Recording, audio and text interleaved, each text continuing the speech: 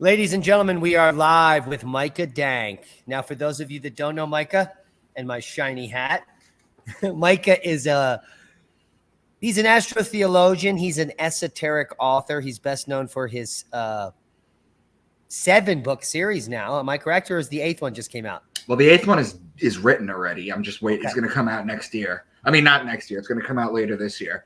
But the 7th book just came out a week ago. Awesome. And what's the title? It's Into the Rabbit Hole of the Unbegun. So the series is Into the Rabbit Hole series. You can check that out. Micah has a Facebook, which he isn't your Facebook group called Into the Rabbit Hole? Correct. Yeah, and then you can talk with him anytime you want. He interacts with everybody. So he's an author that's easy to get to. Tonight we're going to be talking some astrotheology, specifically with the Bible. And we're going to just simplify it, and we'll start by talking about the first book, the book of Genesis. That's right. That's what we're going to do. So you guys can see the presentation, right? I'm assuming. Yeah, I just. Diamond?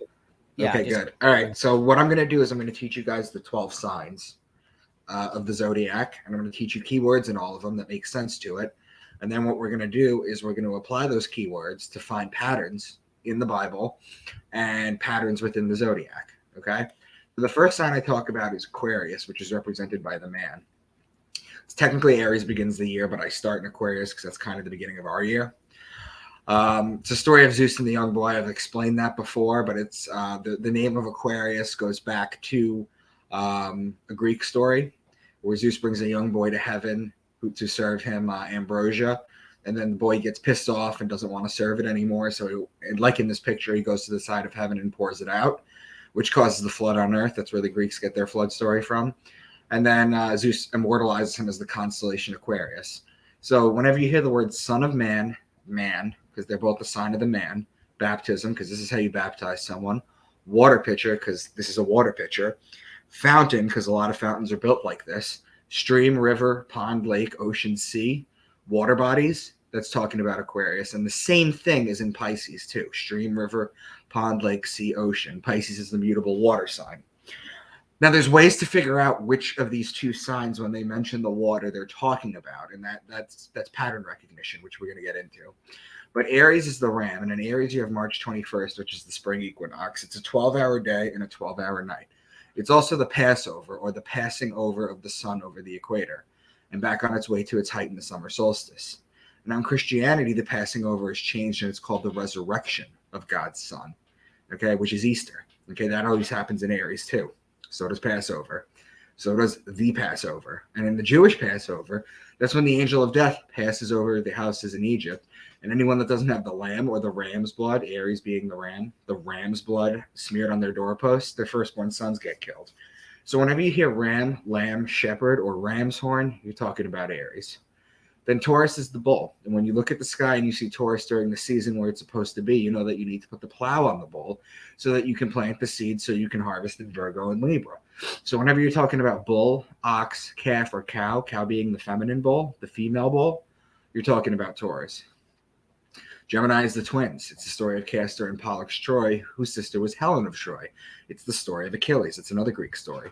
So whenever you're talking about, again, Gemini is the twins. So when you're talking about twins or brothers, or there's passages in the Bible when they say like the two servants, the two male servants, when they're talking about two, twins, brothers, two male servants, they're talking about Gemini.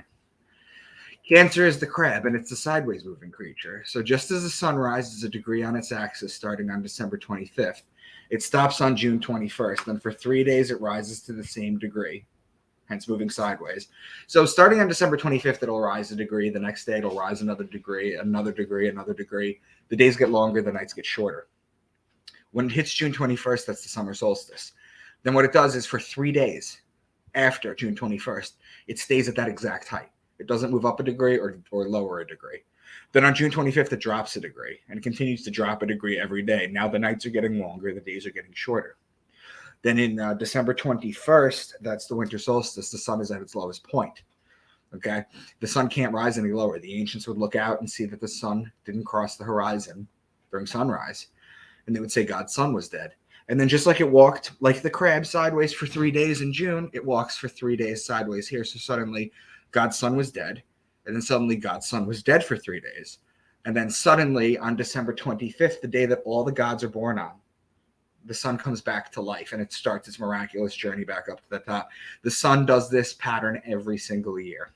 And that's the basis of all the stories in the Bible, all the Gnostic texts, all the historical, the Egyptian, the Babylonian, the Sumerian stories. It's all about this. It's a different variation of telling the same story. So you're telling me that God is the sun? Yes, that would be it. Well, that was brought back by Akhenaten from the Egyptian times. He's the first one that established that. But yeah, I would say that Jesus is the sun. Yeah. Jesus is a solar deity, just like Horus was, just like Amen-Ra was. Now, before we get into Genesis, were the Egyptians, let's say, like Ra, the sun god, were they aware of astrology? Did they have deep? Yes, they did. They all did. I've done all the Gnostic texts. I've done PowerPoints and presentations on all the Gnostic texts. I've done it on the Apocrypha. I've done it on much of the Bible. I've done it on the Epic of Gilgamesh, that's Sumerian, the Enuma Elish, that's Babylonian. I've done it on the Quran. I've done it on the Egyptian Book of the Dead. I've done it. There's astrotheology in the Book of the Dead. Absolutely. There's astrotheology in the Quran. There's astrotheology in the Code of Hammurabi. There's astrotheology in the Book of the Dead. I have presentations on all this stuff. Awesome. Well, we're going to talk about Genesis tonight, right? Correct. But I got to finish with the signs first. So Leo is the next sign, and Leo is the king. He's the lion. He's the king of the jungle. The ruling planet of Leo is actually the sun. So whenever you're talking about lion, lioness, or cub, you're talking about Leo. Virgo is the woman holding the wheat stalk. So remember before when we said that you planted Taurus, well, the virgins would cultivate the wheat in Virgo in order to make the bread for the year. So whenever you're talking about virgin, wheat, grain, seed, barley, corn, you're talking about Virgo. Then Libra is the justice. It's the scales, it's the balance, it's the just one. The reason it's the justice is because it judges God's sun as it passes over the fall equinox.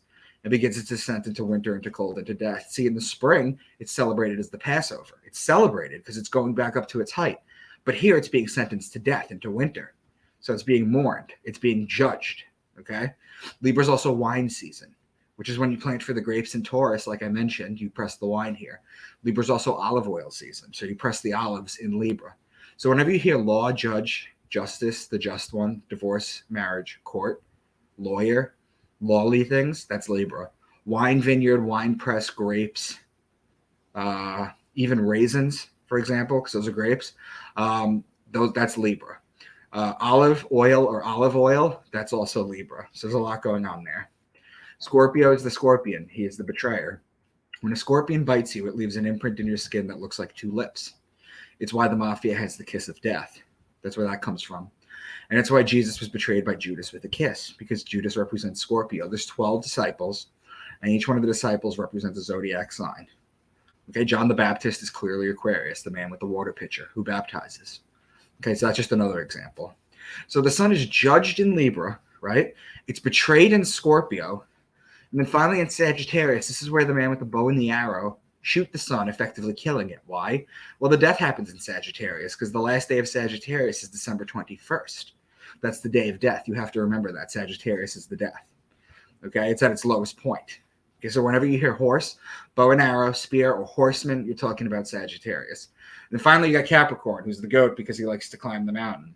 So if I do this, make it less shitty, Capricorn is the goat because he likes to climb the mountain. So look at the zodiac wheel on the right. Capricorn's at the bottom, Cancer's at the top. That's a proper zodiac wheel. Now, if you imagine a small dot representing the sun at the bottom of Capricorn, climbing a degree, going to the left every single day on its way back up to the top in Cancer, okay, it starts to climb in Capricorn. It starts to climb up the Great Mountain, as it's called, just like the goats. The mountain goats climb the mountain. So those are the 12 signs. You want to jump in, or you want to say anything, or do you want me to just jump right into it? No, let's do Genesis.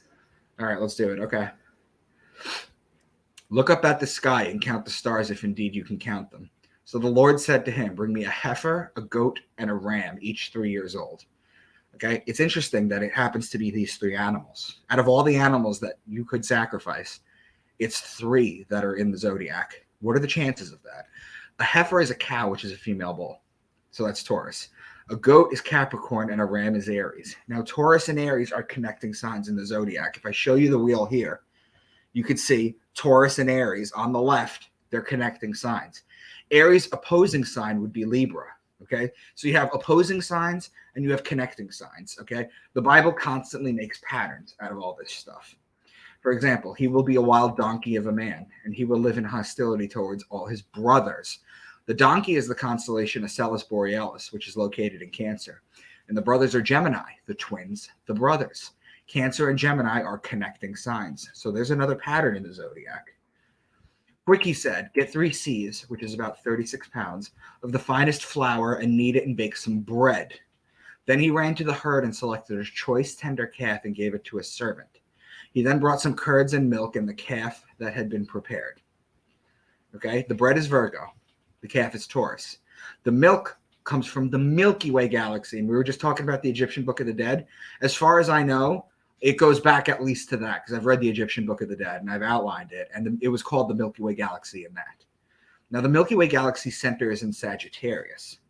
Okay, now it's important to note, too, that I didn't mention this here, but there's a group of stars in Cancer called the Beehive Cluster. So that's where the honey comes from. Okay. So when they're talking about the land of milk and honey, they're talking about the land from Cancer to Sagittarius. It's not a place on Earth. It's in the celestial heavens. That's the milk and honey. So the milk comes from the Milky Way galaxy, who's in Sagittarius. However, if you connect the firmaments between Sagittarius and Scorpio with the firmaments between Taurus and Gemini, they become opposing signs.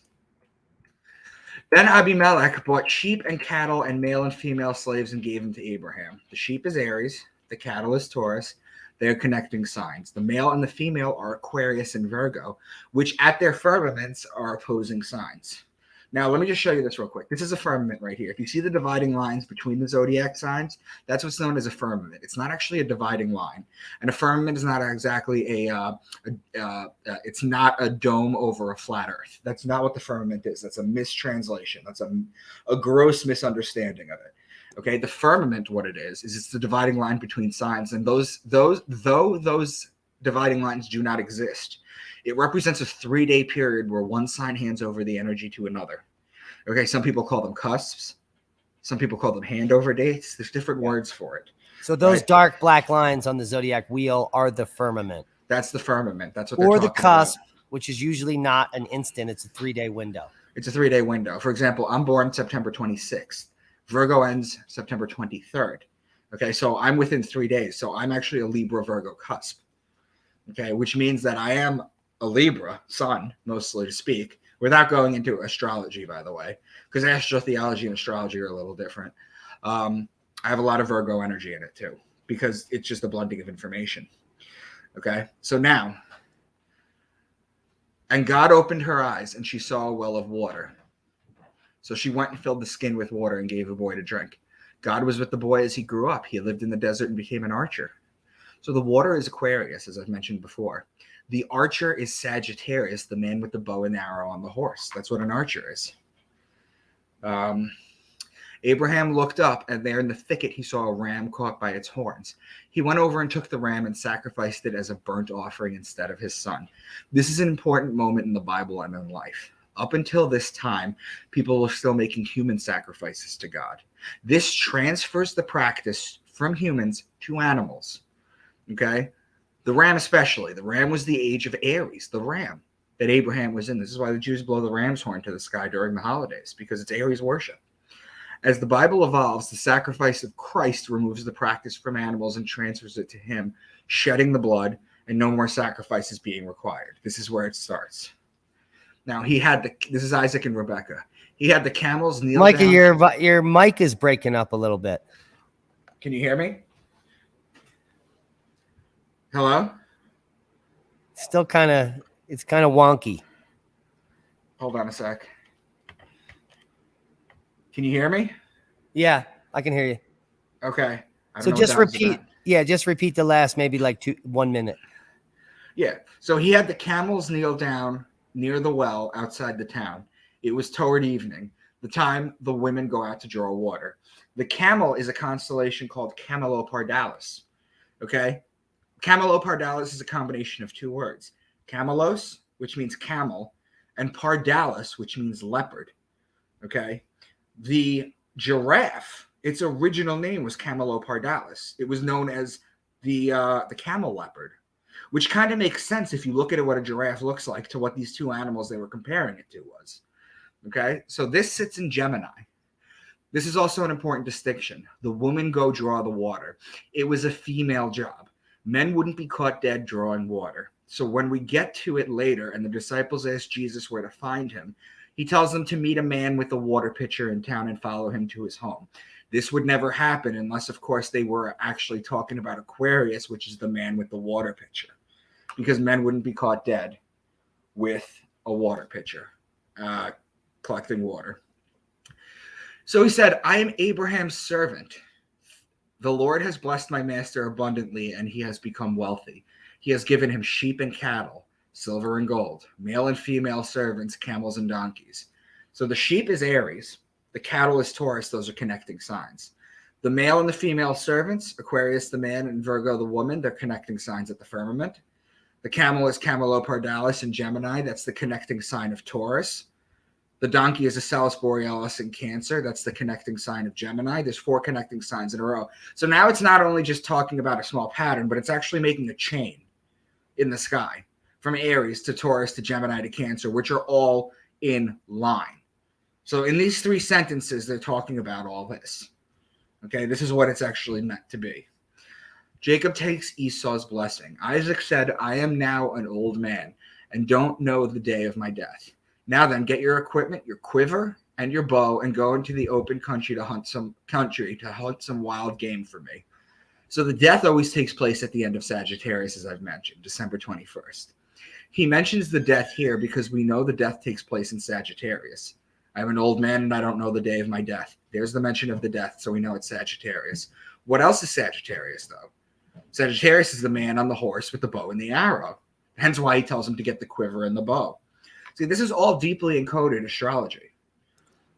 Now, what's the relationship to the story itself? Is it just astrology encoded in a story and there's no significance to the story, or is that so you're seeing these patterns that are being made with all the keywords. You're seeing these patterns that are being made.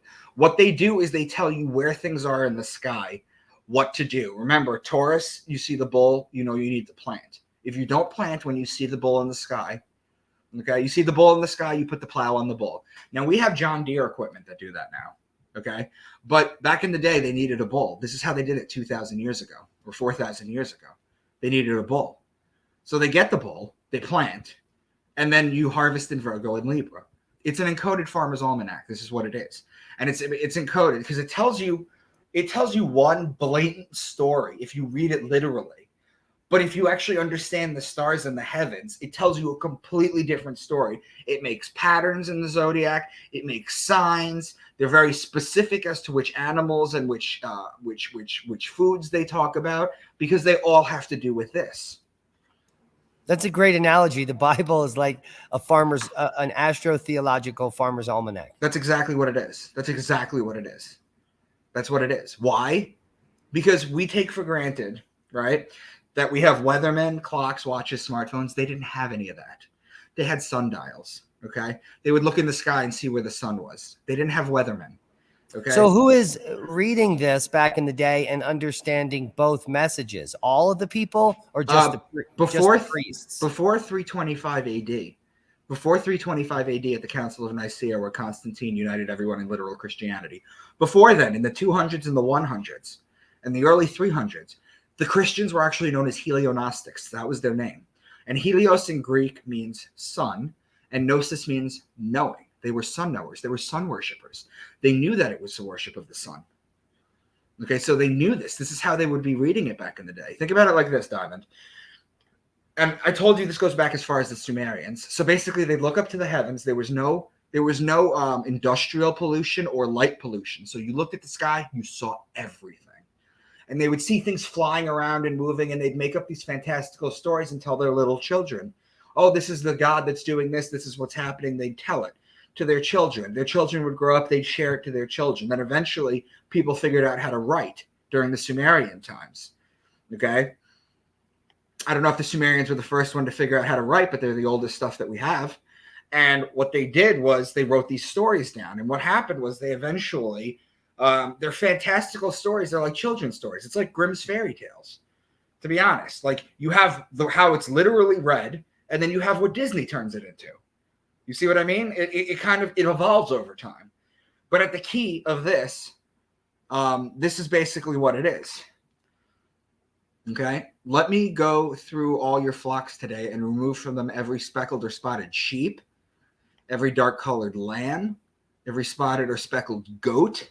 Then he put a 3-day journey between himself and Jacob. So the sheep is Aries, the lamb is Aries, and the goat is Capricorn. This is one of the first of the many mentions of the 3-day time period. The 3 days are the days that the sun walks sideways in Cancer and Capricorn. That's what the 3 days mean. Jesus was dead for 3 days. Jonah was in the whale for 3 days. There's a lot of they were walking for 3 days. The transit on the firmament is 3 days. It is too. Yes, correct. Yep, absolutely. It's all 3 days. It all goes to that. Thank you for bringing that up. I totally forgot to bring that up. Yeah, it's a firmament. It's a 3-day thing. Yeah, absolutely. The angel of, now we don't need to go over this one because this one is an astrotheology.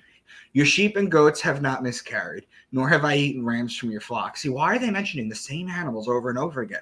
There's so many animals out there. There's thousands and thousands of animals. Did you know that they don't mention a cat once in the Bible? They don't mention a cat in the Bible one time. You know, but they mention unicorns. They mention talking donkeys. They mention all this kind of stuff. So the sheep are rams. The sheep and rams are Aries. The goat is Capricorn. I have cattle and donkeys, sheep and goats, male and female servants. Again, the cattle is Taurus. The donkey is Asellus Borealis, which is in Cancer. The sheep is Aries. The goats are Capricorn. Male and female servants are Aquarius and Virgo. Taurus and Aries are connecting signs. Capricorn and Cancer, Asellus Borealis. The donkey, which is in Cancer. Those are opposing signs. Aquarius and Virgo are opposing signs at their firmament. This is one sentence, and you can extrapolate all of this from it if you understand the stars. Do you see how amazing this is? Yeah. Totally insane. This is one sentence. You know, and it's for every single book of the Bible. It's for everything that I've looked at. He spent the night there, and from what he had with him, he selected a gift for his brother Esau. 200 female goats and 20 male goats, 200 ewes and 20 rams, 30 female camels with their young, 40 cows and 10 bulls, 20 female donkeys and 10 male donkeys. It's all the same animals. The goats are Capricorn, the ram is Aries, camels are Camelopardalis in Gemini, the cows are the female bulls, the 10 bulls are Taurus. Taurus is the connecting sign to Aries and Gemini, so it's making a triple pattern there. The donkeys are Asellus Borealis, which is in Cancer, which connects to Gemini. Okay, so you have you have Cancer, Gemini, Taurus, and Aries.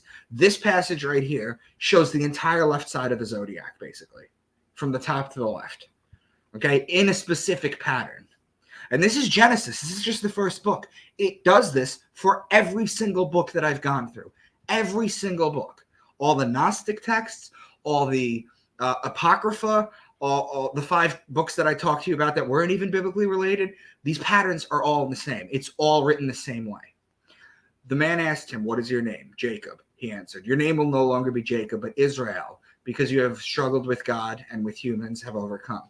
So remember I told you that the Jews go back to Egypt, right? So Israel is a combination of 3 words: Isis, Amen-Ra, and El.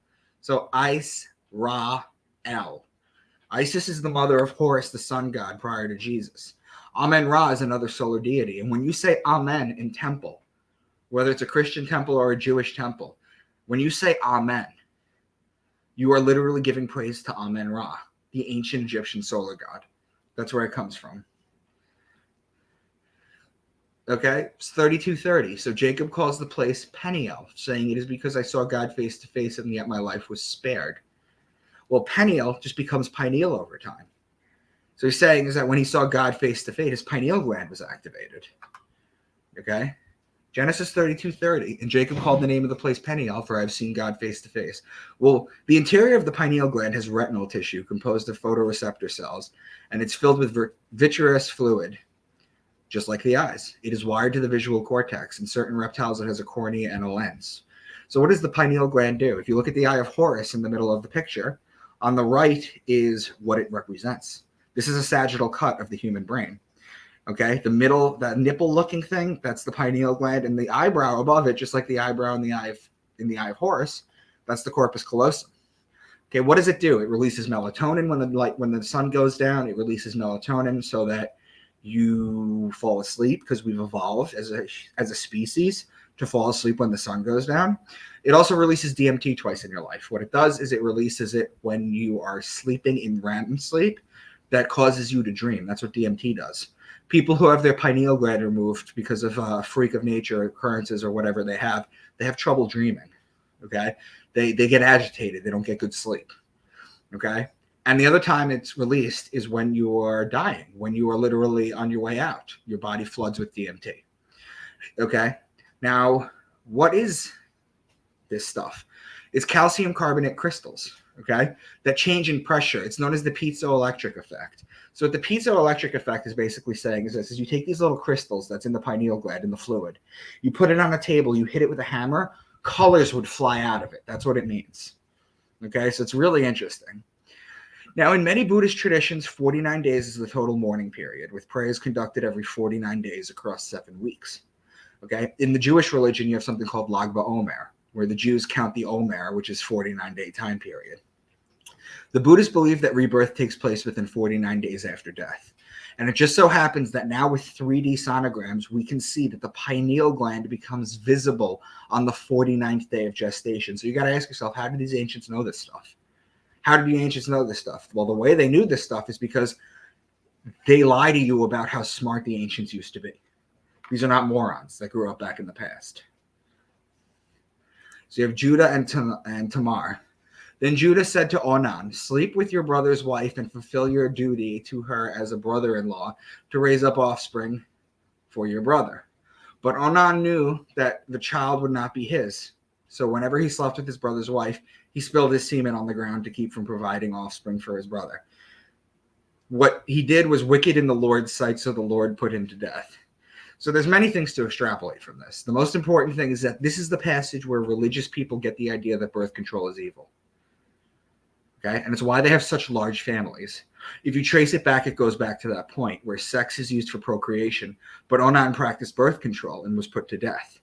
You have to understand that to many people, they take this book literally and view pulling out as a form of murder. You ever see these people, Diamond, with masturbation is murder signs? Yeah, they're fucking serious. They're serious. It's not a joke. They're dead serious about it, and it literally goes back to this passage. Well, does the passage have an astrotheological slant? No, I just wanted to share something else. Sometimes I just put some stuff in here that I know. No, this one doesn't. But the cupbearer and the baker. In my dream, I saw a vine in front of me, and on the vine there were 3 branches. As soon as it budded, it blossomed, and its clusters ripened into grapes. Pharaoh's cup was in my hand, and I took the grapes, squeezed them into Pharaoh's cup, and put the cup in his hand.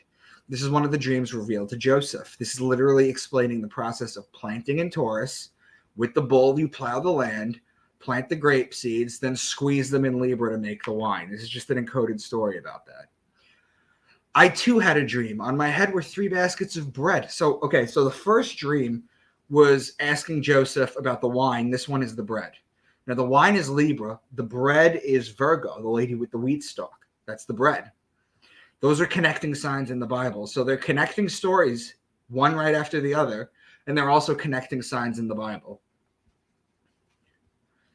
Joseph was 30 years old when he entered the service of the Pharaoh, king of Egypt. So Joseph was 30. Ezekiel, when he saw God the first time, was 30. Jesus started his ministry at 30. Joseph was 30 years old when he entered the service of the king. 30 is the year that you're supposed to start. Now, let me explain this to you.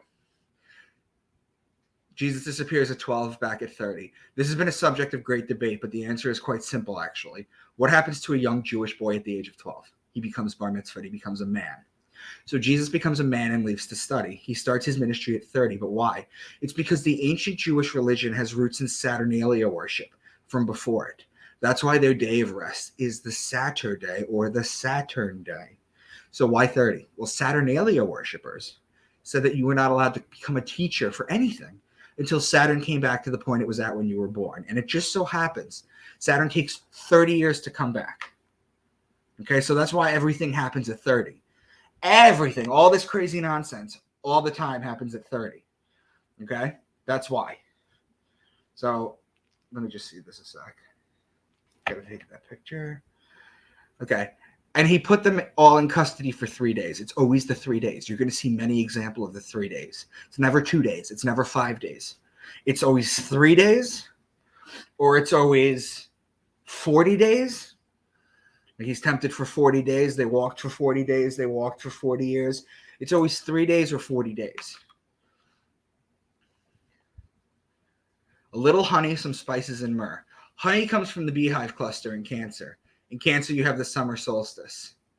Myrrh, as in frankincense, are olive plants. Olives are in Libra. Olive oil, that's Libra. That's where the fall equinox is. So here's a pattern. A little honey, some spices, and myrrh.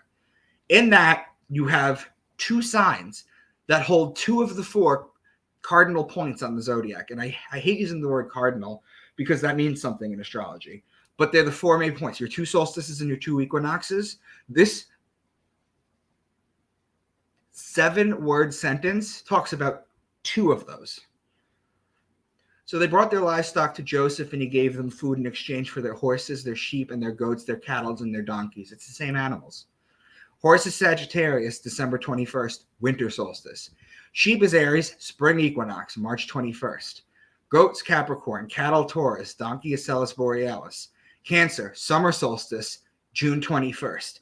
So you have the winter solstice, you have the summer solstice, and you have the spring equinox. 3 of the 4 major points are in this 2.5 sentences. These are the patterns that they make. This is what they try and teach you. Then Israel said to Joseph, I am about to die, but God will be with you and take you back to the land of your fathers. And to you I will give 1 more ridge of land than to your brothers, the ridge I took from the Amorites with my sword and my bow. The brothers are Gemini. There's the brothers. Now the bow is Sagittarius, the bow and the arrow. They're opposing signs on the zodiac. Also, he mentioned death, which is why the bow or Sagittarius is mentioned. Simeon and Levi are brothers, for they have killed men in their anger and have hamstrung oxen as they pleased. Judah, you are a lion's cub. He will tether his donkey to a vine, his colt to the choicest branch. He will wash his garments in wine. His eyes will be darker than wine, his teeth whiter than milk. Issachar is a raw-boned donkey lying down among the sheep pens. There's a lot going on here. The brothers are Gemini. The oxen is Taurus. Those are connecting signs. The lion is Leo. The donkey is a Celis Borealis in Cancer. Okay? Cancer and Leo are connecting signs. The vine is Libra. That's the fall equinox. Cancer is the summer solstice. The colt is the horse, Sagittarius. That's the winter solstice. So we have the summer solstice, the fall equinox, and the winter solstice. The eyes darker than wine is Libra. The teeth whiter than milk. That's the Milky Way galaxy in Sagittarius. Connecting signs, and the 3 of the 4 major points on the zodiac. Okay? They're all talking about the same stuff here. Dan will be a snake by the roadside, a viper among the path that bites the horse's heels so its rider tumbles backwards. The viper snake is Ophiuchus, the 13th sign. The serpent bearer, and it bites the horse's heels. Well, the horse is Sagittarius. The serpent bearer is Ophiuchus. It's a man holding a basket with a snake in it. Okay, if you look at the sign, Ophiuchus is between Sagittarius and Scorpio. So when he's saying that the viper, the snake, will bite the horse's heels, they're next to each other on the zodiac. The man's holding up the snake and the horse is right next to it. So that's why it tells a story that it bites the horse's heels, because they're right next to each other. It's important to note that Ophiuchus is part of sidereal Vedic astrology, whereas what I use to decode is something called tropical astrology. Among a few things, it's just a fancy way of saying that I use 12 signs to decode instead of adding the 13th sign. Now, Ptolemy in 150 AD listed 48 constellations, and Ophiuchus was one of them. The serpent is also found in Adam and Eve, the betrayal with the fruit. I don't say apple because it wasn't an apple, it was a fig. And then the next sign is Sagittarius, the death. which is why Adam and Eve were told that they were going to die. The Bible occasionally switches to sidereal Vedic astrology, and it's important to recognize when it changes because it changes the dates of things. Finally, Joseph is a fruitful vine, but his bow remained steady, his strong arms stayed limber, because of the hand of the mighty one of Jacob, because of the shepherd, the rock of Israel, with blessings of the skies above, blessings of the deep springs below. So the vine is Libra. That's the fall equinox. His bow remains steady. That's Sagittarius. That's the winter solstice, December 21st, the last day of Sagittarius.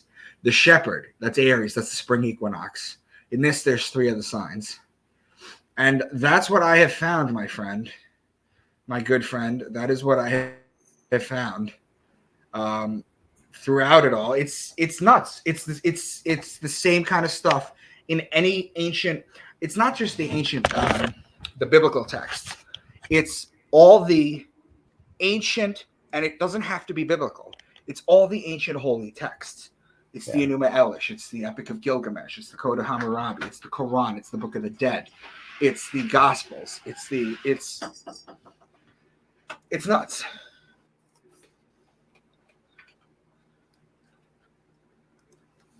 Always having a smoke. Now, guys, if you don't know about Micah Dank in the series Beneath the Veil into the Rabbit Hole, you just said the 7th book just came out this week. Right. And the 8th book is written, but so when should we expect that? End of summer, maybe in the fall? Yeah, it's going to be in the fall. It's going to be. I talked to my publisher today, and or not today, a couple days ago. They want to let book 7 breathe for a little bit before they throw out book 8. Gotta let that book breathe. But I have a YouTube channel now. I have a YouTube channel now. Awesome. Micah Dank. You search Micah Dank on my YouTube channel. The way that I broke this video down with Genesis, you could see all my work on it. And it's a breakdown of all the same stuff. How long has the I'm trying to find it here, the YouTube channel been up? A couple months. I haven't really been pushing it. I've just been uploading videos. But I'm starting to push it because I want people to subscribe. All right, I'm going to bring it up here for everybody so they can see it. We'll leave a link for Micah Dank's YouTube, and I'm going to bring it up here and so we can check it out together. And let's just share this. What's the temperature in New York? It's fucking hot, man. It's fucking hot. Boom, there we are. All right, so you got a couple videos up there. Let's see how well you're doing. No, I have more. Click on the videos. Click on the videos tab. There you go. He's got tons of videos up there. He just doesn't have a lot of views yet. It's only less than 9,962 views. And we need to get some people looking at Micah Dank's YouTube here so you get a little traction. Now, what are your plans for this? Is this just you talking about specific topics? Do you interview people, or what's going to go on here? Like I have interviews with Santos Bonacci up here. I'm doing one with Dan Winter on Sunday. So like people in the community who've been around for a long time, like I'll throw our interviews up.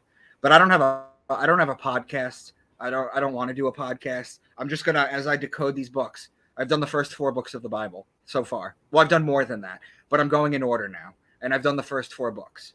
Okay, so I've uploaded all the stuff that I've done so far. If you guys want to look at it, I have a really good introduction video. It's the first video up there. It's the one I just did. I just put it out today.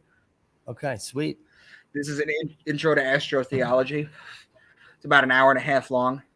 Is that the one that's expanded and extended? Intro to astrotheology there? Yes. Looks like about an hour and a half, folks. So if you have no idea what we're just talking about, but you're interested, I would suggest you go check out the expanded and extended intro into astrotheology, as suggested by Mr. Micah Dank himself. Please. Now, you guys could reach out to me on social media. I'm on Twitter at Real Mr. Dank, spell out Mr. I'm on Facebook and Instagram at Micah Dank. And I also sell signed copies of my books. Now, what my books are is it's basically an amalgamation of all my esoteric studies that I've done. The best way I can describe it is they're Dan Brown-like thrillers that tell a one long storyline. They're Dan Brown-type thrillers. They're true. All the information is true. It's a very close parallel universe to ours. And it basically just explains all the stuff that you've never heard and stuff that's forbidden knowledge, basically. That's what the book series is about. No conspiracy theories. Oh, they're all conspiracy theories. Of course. But they're true. Well, Micah, it's always a pleasure talking to you. Check out his series, Into the Rabbit Hole. Check out his new YouTube channel. I mean, I just found out he had it. So, and your subscribers went up by at least one. So I think you'll get a few people going over there tonight. Any final words? No, this is super fun to do. This is super fun to do. It's super fun to go through it. I know I throw a lot of things at you really quickly, but I've been told that I'm very good at explaining things that are extraordinarily complicated into very easy things. I would recommend watching the intro video. And please leave comments. I usually answer them the following morning. That's pretty much it. I appreciate you, Diamond. Thank you for showing this. Yeah, we appreciate you, Mr. Dank. Check out his new YouTube channel. We're waiting for the 8th book in the series, but we'll have to marinate on the 7th book. That just came out. So check out those books on Amazon.com. Micah Dank, always a pleasure. Thank you, my friend.